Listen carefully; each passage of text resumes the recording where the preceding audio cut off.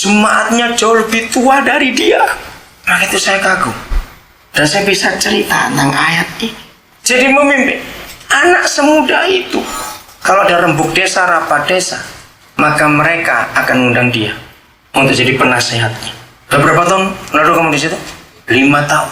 Dengan tangan cacat seperti itu, dia ikut menanam karet bersama mereka. Kalau hujan becek, dia harus tebang pohon untuk buat jalan supaya nggak becek. Ditaruh kayu-kayu batangan, itu jalan aspalnya. Kalau sudah hujan, luar biasa pelayanannya. Nah, ini yang terjadi. Orang-orang bijaksana akan percaya seperti Jaya Cakrawala, dan yang telah menuntun banyak orang kepada kebenaran seperti bintang-bintang tetap untuk selama-lamanya. Tetap untuk selama-lamanya. Saya sering tanya dia, mana pacarmu? Kapan kamu menikah?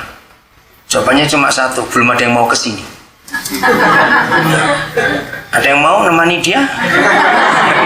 Serius saya tanya. Dia masih single itu. Hah? Kenapa? Enggak tanya kamu.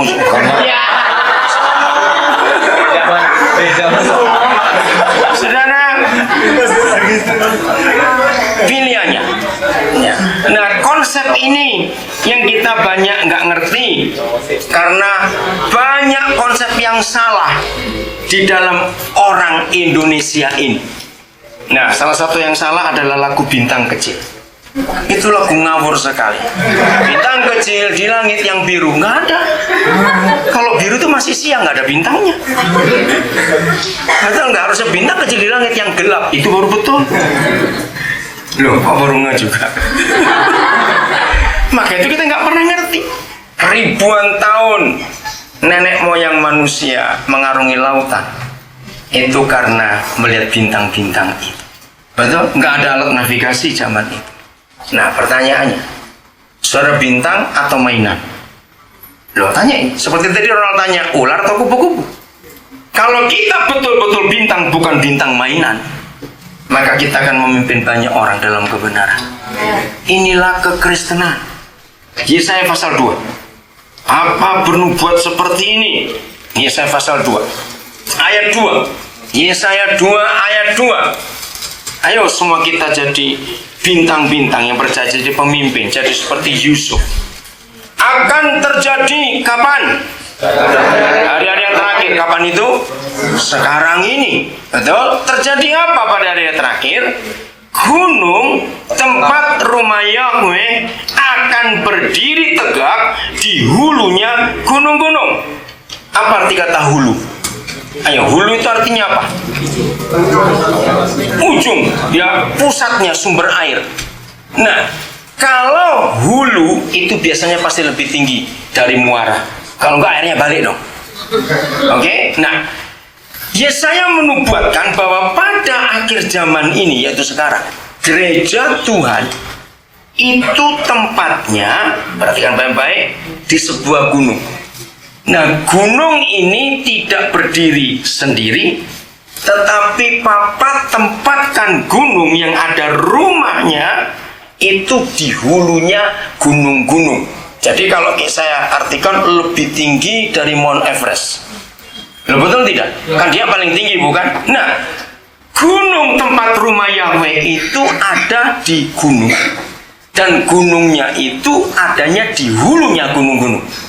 Kalau saya ngomong gini nggak ngerti terus, suara perlu baca bahasa Indonesia, ada gitu aja. Oke, maksudnya karena kok saya nggak dapat aja suara berubah gitu. Diam saja. Seperti susah sekali. Saya sudah ngomong jelas gitu. Kayak orang on aja. Harusnya suara bereaksi. Oh iya, wih, di paling tinggi harusnya begitu dong. Saya kayak ngomong dengan botol saja. Bayangkan sekarang. Oh, lagi sekali ya. Saya mau lihat wajah suara berubah, nggak berubah, awas. Rumah Yahweh ada di sebuah gunung. Oke. Nah, gunungnya ini ditempatkan di hulunya gunung-gunung. Elmi betul. Oh, sekarang. Nah, sekarang bayangkan orang dari mana saja Saudara tahu bangunan tertinggi di dunia di Dubai barusan ini diresmikan awal Januari. Itulah menara yang bisa dilihat sampai 73 km. Itu orang bisa lihat. Bayang aja sampai Bogor kelihatan bangunan itu paling tinggi sedunia, 862 meter, 164 lantai, saudara. Nah, yang punya penyakit takut ketinggian jangan naik situ, langsung sakit jantung nanti. Hebat sekali. Nah, bayangkan kalau gunung rumah Yahweh di hulunya gunung-gunung, orang harus lihat itu semua. Itulah Hakim-Hakim 2:18. Setiap kali apabila Papa panggil seorang pemimpin, harus itu. Antoni, kamu berdiri. Antoni ini campuran Toraja Timur. Nah, belum lama dia mengembalakan di satu kampung. Namanya apa? Ojak. Nah, Ojak itu nggak ada di peta. Kalau saudara dari Pontianak, ya naik mobil ke arah Kabupaten Landak, saya nggak tahu utara, timur, selatan, saya nggak tahu. Sebelum Ngabang, ya, itu ada belokan kiri setelah kebun sawit, ya, ada papan nama namanya Darit. Jangan dulu, dengar dulu. Awao, nggak ngerti awao.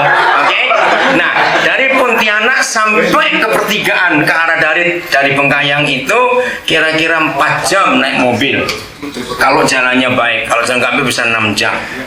Nah, dari situ kira-kira masih 15 km sampai ke kampung namanya Anik. Nah, dari situ mobil berhenti, dia harus jalan kaki. Berapa kilo? 13 kilo jalan kaki.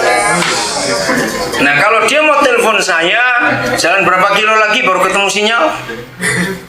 5 kilo baru ketemu sinyal.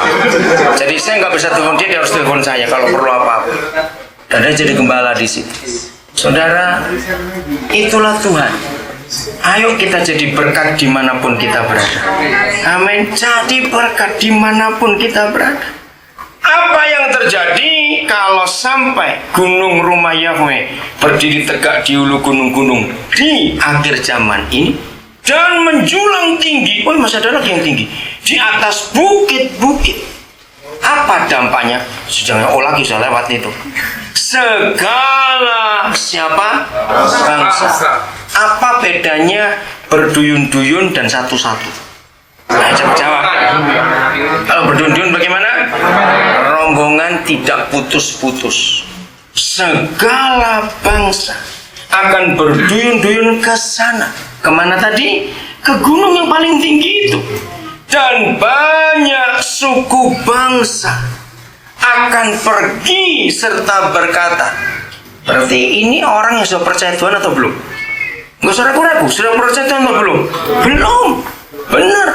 Ini belum percaya Tuhan. Sebab yang sudah percaya Tuhan jadi rumahnya itu. Belum, betul tidak? Salah kalau kita berkata ada orang percaya, tidak. Justru kita orang percaya itu adalah rumah Yahweh itu sendiri. Lalu orang-orang datang kepada kita. Untuk apa? Ini penting.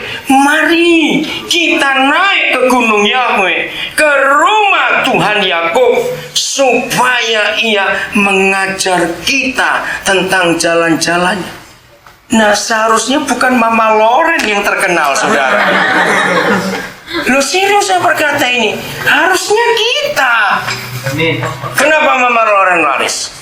Karena orang bingung cari nasihat. Mau apa ini? Mau apa?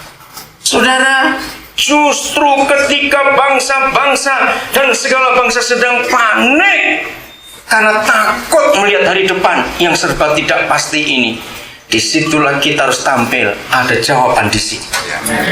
Ada kepastian di sini. Luar biasa. Saudara, di dunia ini, ya saya tanya kepada saudara, mengapa di dunia ini tidak ada lembaga perusahaan apapun, baik itu farmasi, baik itu bank, baik itu perusahaan penerbangan, pelayaran, transportasi, perusahaan makanan, perusahaan asuransi, apa saja yang berkata gini, pasti iklannya, apabila Anda terbang dengan penerbangan kami, pasti tidak celaka. Kenapa nggak ada yang berkata perusahaan farmasi, inilah satu-satunya perusahaan obat di dunia, apabila Anda mengkonsumsi obat kami pasti sembuh selamanya? Kata pasti. Ayo, kenapa tidak ada yang berani mengambil kata pasti?